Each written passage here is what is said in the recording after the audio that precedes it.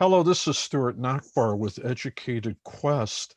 With me today is Erin Guth. She is the Director of Admissions at Beloit College in Beloit, Wisconsin.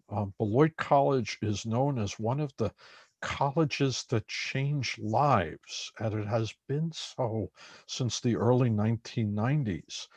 This is a small school, but it's one that tends to follow its own drummer, and it's done very well since 1846, the oldest actively operating college in the state of Wisconsin, which obviously is better known for things like the University of Wisconsin-Madison and Marquette.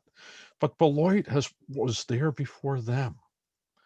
The town was founded by people, oddly enough, from my part of the country on the East Coast. So, Erin, thank you for joining me today for this You're welcome. Thanks, conversation. Stuart. Erin, tell me a little bit about Beloit. What makes Beloit stand out from other schools that applicants consider? Absolutely.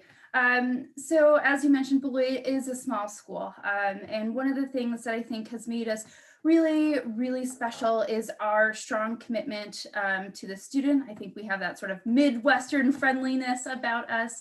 That, from the moment a student is stepping foot on our campus, and even before that, making them feel a part of the community, making sure that students are able to accomplish all the things that they want to get out of their college experience, whether they know what those are or not, is a big part of what I think has made Beloit special. I have a faculty member at Beloit who always described Beloit as being a community where it's student driven and faculty guided. And I really think that's a strong statement of what a student gets out of Beloit experience.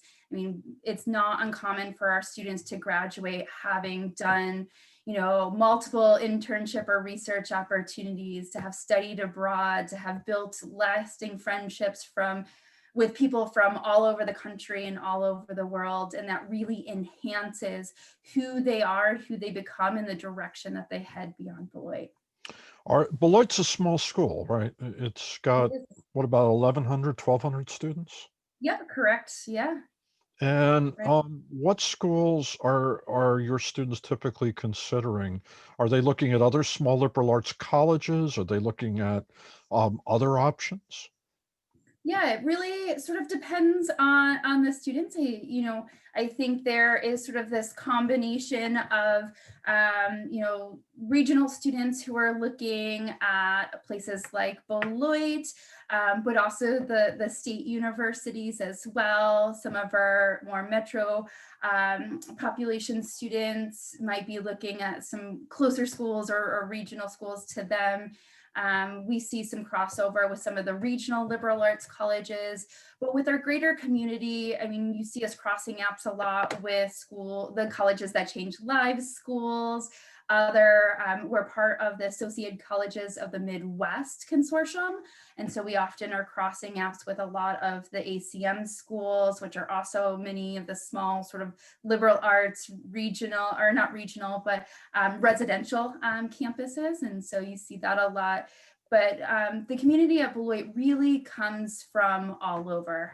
We aren't just sort of made up of students coming from Illinois and Wisconsin, but over half of our students come from over 500 miles away, and about 19% of our community is made up of students coming from outside of the United States. And how do you and you're able to reach out everywhere? You're able to send people to New Jersey and We are. California? We actually this past summer hired a regional representative who lives in the Boston area, who recruits our entire East Coast region. And is it tough for a recruiter from Beloit to come to the Boston area or New York area or Philadelphia area when places there already are so many colleges and they're closer to home and they're names they've heard of?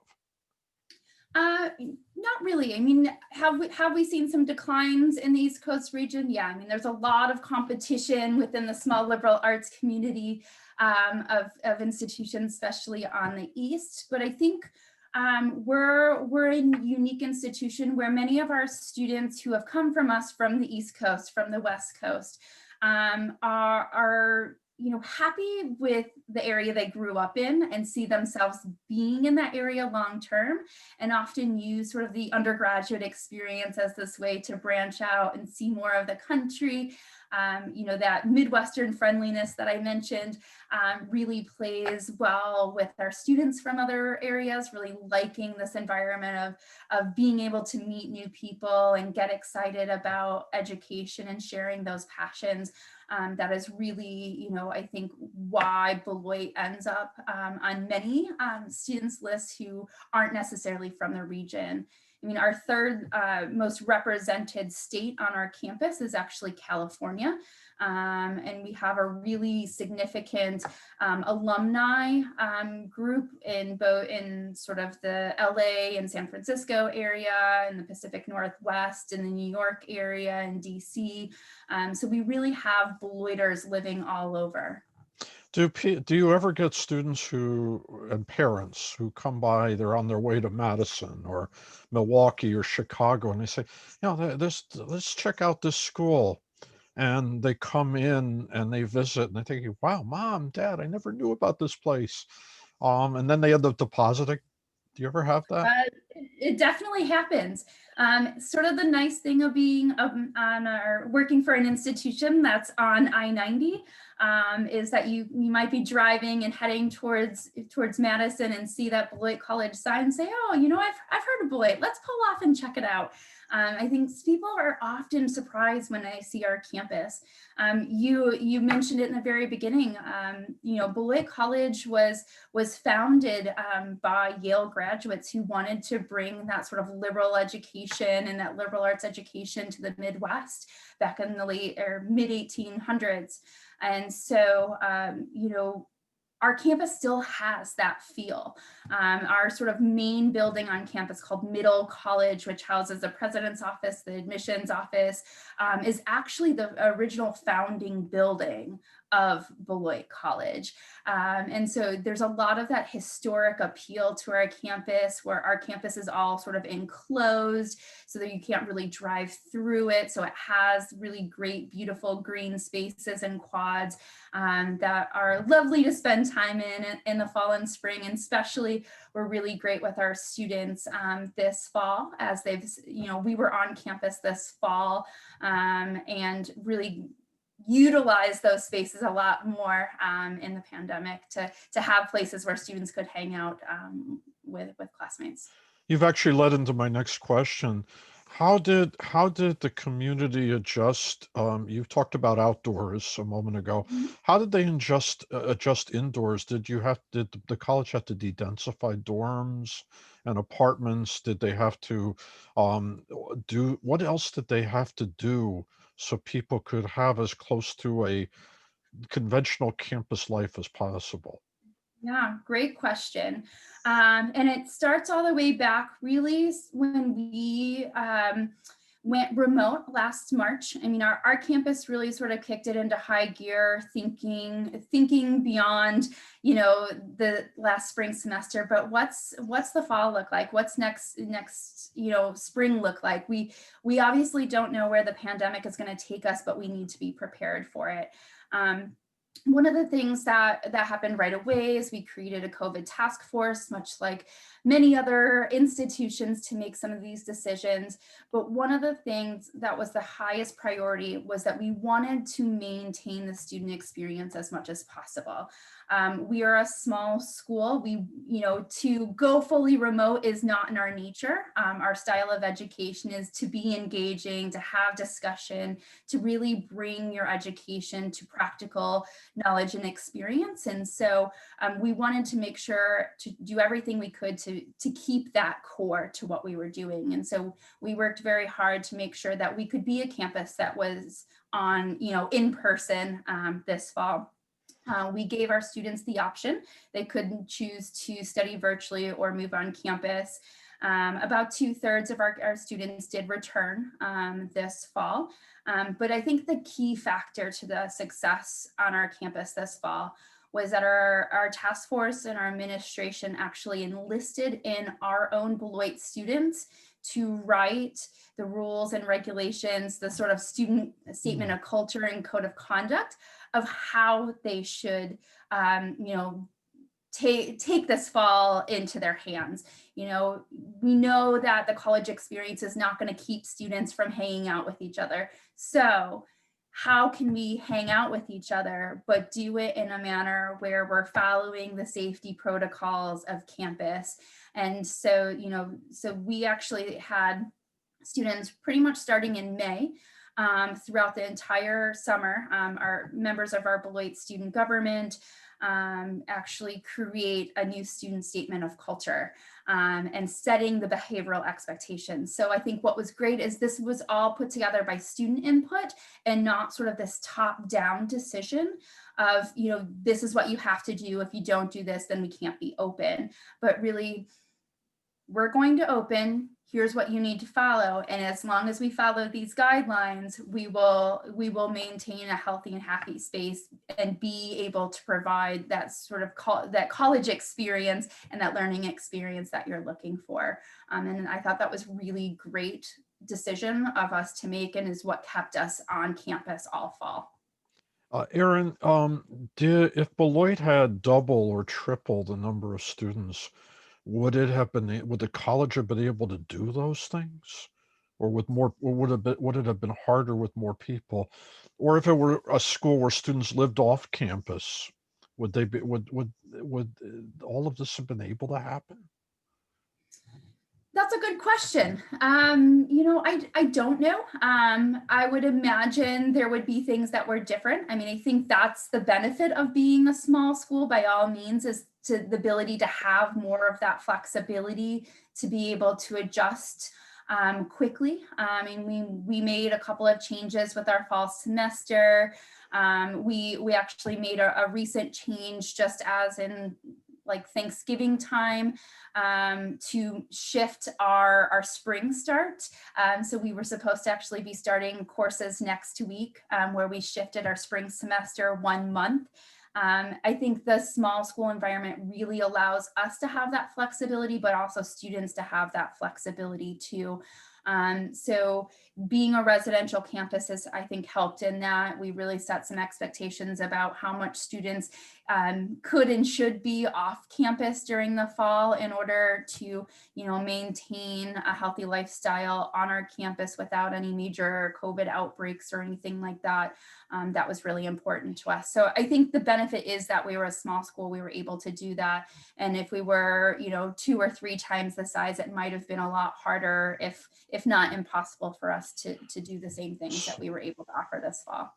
So the spring semester will start in late January, early February? Early February, yep, And yep. when will it end? At the end of May, yep. And So we will were that run pushing with the everything spring out break? about 3 weeks. Will that Yep. run with a spring break in between the classes? It'll have a shortened spring break, so it won't be a full week. There'll be a couple of extra days in between our module schedule, which we switched to this year. Now the mods, they're 2 classes each over 7.5 weeks. That's correct. Yeah. And Yep. there's a short break in between, and then the next 2 mods happen. Yep, that's correct. And faculty had never taught in mods before this year, right? Yep, yeah. So this was another big change that came with our decisions in March. We launched something called the Beloit Action Plan, which included the change to mods. And mods, as you mentioned, so we're still sort of keeping with the semester. So there's your fall semester, spring semester, and then within each semester are 2 mods. And each mod you would take 1 or 2 courses. So it's sort of more intensive in smaller amounts of courses. We quickly learned last March when we went remote that there was a lot of stress on our students to maintain the 4 or 5 class schedule that they had been doing all spring. in a virtual format. And we didn't want that stress on them. We wanted to keep that learning environment for them, where they were getting to interact with their professor and with their students and really take in the information and know how to apply that in their classrooms. So we felt like the best model for us, and this is something that our faculty had been sort of pondering for years, is if a shift like this might be something worth us considering. And so we sort of jumped on that and said, well, let's try this for this next year. We think this is the best model under the pandemic, where it takes some of that stress off the student and really allows them to focus their attention on 1 or 2 courses at a time. So, the students who were here last year and they were under a regular schedule, they now went to mods. Let's say they were juniors and they'd been Yeah, here yeah, 2 years. Now it's their senior year, or they were sophomores. Now it's their junior. yeah, Was it a shock to the system to go to mods, or were absolutely. people happy? Yeah, absolutely. I think, it was a shock not only for our students, I think for our faculty too. I mean, it's a new way of teaching, a new style of teaching. I mean, I think there was definitely, we learned in the fall, there's definitely pros and cons. Pros would be that the whole idea that we really went into it with was, taking a little bit of that stress off a student, and really being able to hone in and focus in on a subject, where a con was that many of our students sort of felt the material might be rushed, where they were just, when they're just getting in the swing of a new routine, all of a sudden that mod was over and it was time to switch to the next classes. So there's definitely pros and cons. I mean, I think it's working well in the current environment that we are in. And we'll be evaluating here, the administration and faculty will be evaluating soon of whether or not we carry the mods beyond this academic year. During the school year, a typical school year, it would be like 14, 15 weeks for a class. Yep. Were there classes at Beloit that had like a study abroad or study away component within them? And did that component transition into a 7.5 week class? We didn't have any courses running this fall that had sort of that study abroad component. We did make the decision in the summer that any study abroad experience was going to be canceled or postponed for this academic year. So we did take that. We do and have had some of our students still participate in sort of virtual study abroad. And we actually have a couple of exchange students who are virtually studying with us this spring semester. So we're still attempting that sort of international education piece, but it's just not looking the same way it typically And does. did things that might be an independent study, did they transition too? They did, yeah. We had some students that did sort of virtual independent studies or sort of internship pieces that were virtual that did at least transition a bit into that. But we were also sort of flexible with some of those, especially if a student, decided to study remotely totally this fall, that some of that could transition into not just the module schedule, but could be played out over that longer period of time. Now we've been in pandemic mode for about a year.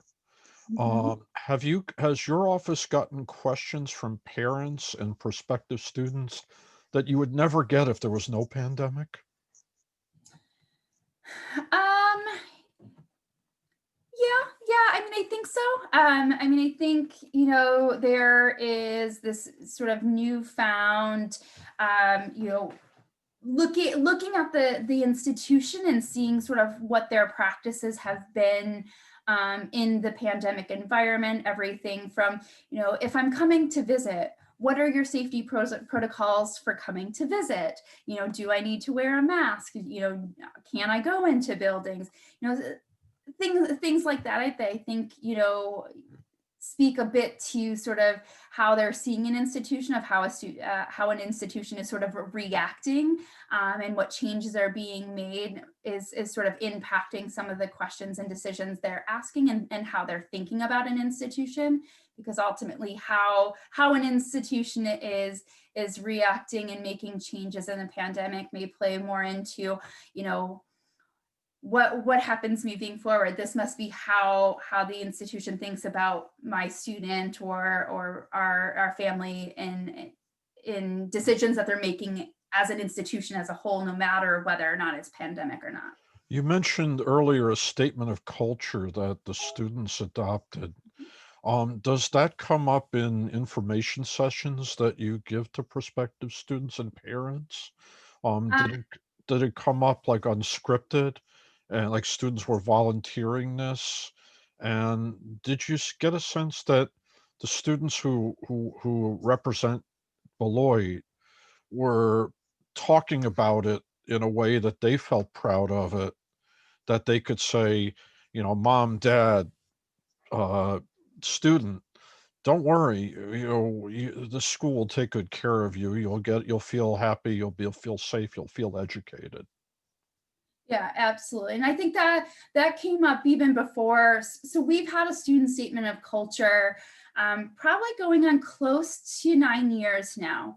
Oh, And then this last year was the first sort of reevaluating our student statement of culture and sort of updating it for the new environment with the pandemic. So there is a level of this that has always been sort of part of Beloit, at least for the last decade. And plays into just the student experience. I mean, we don't have to, for many of our students, there's not a whole lot of coercing we have to do to get them to talk about their experience. I mean, it just sort of naturally flows out of them in this excitement. And oftentimes I think some of our students, don't realize how big some of the things that they're doing really are. And so it's a little bit of that maybe Beloit shyness with our students, but ultimately that is naturally coming out for many of our students. They're seeing that, our prospective students and families are definitely seeing that. We changed a lot of what we were doing this fall. We still offered a limited number of on-campus visits with safety protocols in place, but we went to doing virtual sort of walking tours with our tour guides. So they'd take their cell phone out and show our students around campus. And so still got to have that very personal, engaging conversation, our current students and our prospective students, in a way that I think really helps highlight who Beloit is. do you see that the interest in Beloit has gone up as a result of what your students have done, what the school has done with the action plan? Yeah, we've actually, there's been some scary statistics out there this year, as far as sort of application numbers and what's happening with the pandemic as a whole. But things are looking really good at Beloit right now. Interest interest is high. We've had a lot of engagement in our virtual events, a lot of real strong interest looking at Beloit. Currently we're up in our enrolled deposits for the year, for fall 2021. So, I think, the positive feedback we've been receiving from our Beloit action plan, from our COVID responses, to really, making sure that we're putting students first, is really sort of highlighting the type of education, the type of experience a student's going to have at Beloit. And so we're really starting to see that in our numbers this year. Who would be the person who should think about going to Beloit versus That's a another great school? Yeah. Yeah. A student, I've often said, Beloit's not a school you follow your friends to. Beloit is a school that if you are excited about this next level of education, are passionate oftentimes in a lot of different things, whether that's academic passions or social passions. You are interested in really sort of putting yourself out there and meeting new people and learning about different cultures. Beloit's going to be a great place for you. You will be friends with people that you sort of never expected in high school you would be friends with. You might be studying things that you never thought you'd be studying. Um, I've got some really great stories of students I've worked with over the years, and on how they, have really branched out with their Beloit experience, that, they chose Beloit for one reason, and 4 years later, you're seeing them double major in economics and international relations, and they participated in a theater production, and their roommate is the star basketball player. And you just are mixed with people from all over, and you're open to that, and you're excited about those opportunities. And I think that's what really makes Beloit special. And for a student who's really looking at Beloit, they're looking for those things. They're looking for this opportunity where they really get to sort of reinvent themselves in a way, and get to do it through their own passions and finding new passions. One of the things I was wondering about, I listened to different things about Beloit, and there was one thing I couldn't find. Are there traditions that bond this community? Because this college has been around a long time, It and there's a has, it history to has. it. Yeah. I mean, I think there's all different types of traditions. Some of the academic departments have their own sort of long-standing traditions.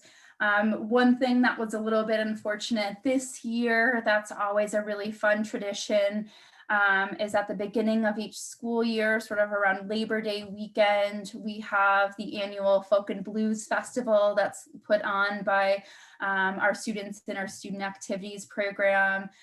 So it's sort of a weekend long event right at the beginning of the year, kind of the first major big social event for students to interact with. That was canceled obviously this year because of COVID, but that is always a really fun way to get introduced into Beloit. There is something called a bell run that I don't really want to go into. That's a fun tradition you'll probably be able to find on our website somewhere. But there's a lot of holidays and events that are put on annually. And then we always do something in the spring called Spring Day, which is sort of typically right before our spring semester finals. It's usually one of the nice first days of spring where students, we cancel classes and everybody gets to spend time outside. The dining facilities move outside and grill, and there's fun events and things for people to just sort of let loose and enjoy before you buckle down and study for your spring finals. But I think there's a lot of really unique traditions. They're just sort of hidden here and there on campus. Is there optimism on campus and within the community that life will become closer to what it was before the pandemic? There is.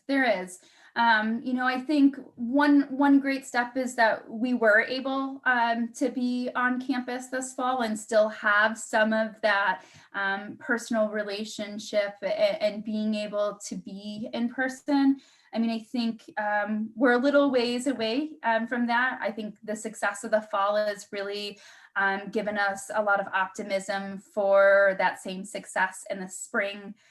Part of the reason we decided to postpone the start of this current spring semester was, one, because of the rising cases of COVID in the Midwest region, and especially around what could be the potential from the holidays, but also with a later start, the more likely it is for nice weather. And so to be able to be outside again, to have sort of those events, I think is really going to be important to being able to have that community. We've continued to have high hopes that by next fall and next August, we'll be functioning at more of the sort of campus norm that many of our students already know. Now, Beloit is a private college, Mhm. and I know as parents are nervous, particularly if they know that their children have friends who had to go to college in their pajamas this year. Um, what isn't affordability part of the action plan? It is. Yeah. Thank you for bringing that up. Affordability is definitely part of the action plan. I mean, affordability is always, you know, a part of the Beloit experience. I mean, if you do any research about Beloit, you're going to find us popping up on ratings for having strong financial aid programs. We have a really robust scholarship program, need-based aid program, and within the Beloit Action Plan we launched last March, we actually announced a new program, financial aid program called the Midwest Flagship Match Program. And so the Midwest Flagship Match is came out of some data and conversations that we had been having and seeing among our students that felt like they couldn't look at Beloit because we are a private institution, because we were expensive, that we were just sort of out of their range, so they wouldn't even consider us. And we don't want anybody to feel like they can't consider Beloit because they think we're too expensive. And we saw this a lot within the Midwest region. And so we launched this program where if you are accepted into Beloit, we are guaranteeing to match the tuition fees of the Midwest flagship institution of your home state. And so this current program is, we look Wisconsin, Illinois, Indiana, Michigan, Iowa, and Minnesota are the current states that we're making that match commitment to. And we've seen a lot of great success and excitement around that, and really recognizing that, oh, I can think about Beloit. It could be affordable for me. I'm gonna apply, and I'm gonna look at it in a way that we've just not seen in recent years. So we're really excited about that program. But we have a really robust scholarship program in general, all merit-based. Our merit-based scholarships, we take sort of a holistic review. So we're looking both at your academic background and GPA, your academic rigor, have you done things to challenge yourself, and your engagement. You know, what are you doing outside of the classroom, at home, in your community, that really sort of highlights your merits. The one thing we don't look at with our scholarships is test scores. We are a test optional institution and have been for quite some time. And we really chose to be test optional because it's just not part of the philosophy of Beloit. We're not a test heavy institution. So why sort of require that in the admissions process? And so, there's a really robust program to really show students that we want to help contribute to that education. We see great value in what they'll bring to Beloit, and really hope they use that and pay that forward. So for the flagship match, they only have to be a resident of that state. Correct. Okay. So they don't have to worry about getting admitted to the University of Wisconsin or the University of Minnesota and proving they got in. Yep, you just have to be a resident. That could be an incredible value. Yeah, it's great. Yeah. And so the only requirement with that is that you would need to file the FAFSA just so that we can have a documentation of that proof of residency. But no matter what, we're guaranteeing to match that tuition and fees rate of your flagship. Is there a chance that one day that could be extended to states like Pennsylvania and New Jersey?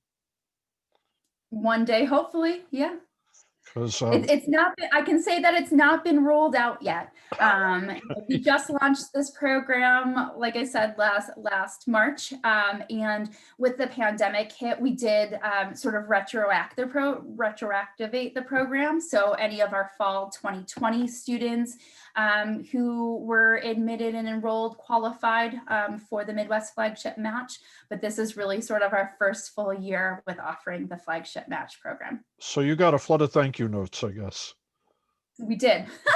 From people. And a lot of really excited and happy alumni too, to see that program. We actually, what's funny is we just got a thank you note from an alum the other day who donated their $600 stimulus check because they were so excited about the work that we're doing in the launch of the Midwest Flagship Program and trying to make Beloit education more affordable for our students in Wisconsin and the surrounding states. And so I thought that was kind of a really great feel good to know that we're doing things that people are so excited about. I mean, for us, a Beloit experience of Beloit education is a lot about what the students make it. And so, we don't want the financial piece to hold back a student to be a Beloiter. Do you have, in case more people say yes than you think, do you have room to grow? Do you have room to take, a few more students than you might have taken the last couple of years because of a policy like that? We do. Yep. Yeah. Yeah. I mean, I think what's nice is we are a campus that's, we're not looking to grow extensively. We are, we like our small size. We definitely see some growth in our near future, but nothing that's really going to change the dynamic of our campus. We're still going to have small class sizes and average class sizes of sort of 17 to 18 students. Really want to be able to continue to provide that very one-on-one style education. So you don't have to rush in, hire more faculty because 100 more kids said yes than you thought, because they saw that the value, they saw the value there. You can Yeah. you can accommodate, Yep. that's really impressive. That shows a lot about a school trying to understand its students, its market, where they've gotten students before. I hope you do it in New Jersey, only because I live there. It's a state people want to leave. We wish they wouldn't, but they do, and they will look at schools that, that will offer them something that they're not going to get closer to home. And so I hope you do consider that down the road. I know Pennsylvania, it's a little harder because it's bigger state, a lot more schools. But Erin, I want to thank you for the time today. I've done some homework on Beloit, and which people will get to read as well as listen to us. And Beloit does live up to its abilities to educate and make its education affordable. Um, More so than many private colleges I've seen, especially out here on the East Coast, where people, they know of names in Pennsylvania and New England, and those schools have a little bit longer history. But this is a school that it really will help many people, particularly those who would benefit from going to a smaller college. So I hope you take the moment, read the article. I hope you've listened closely to what Erin and I have talked about today. And thank you. Have a good day. Thank you.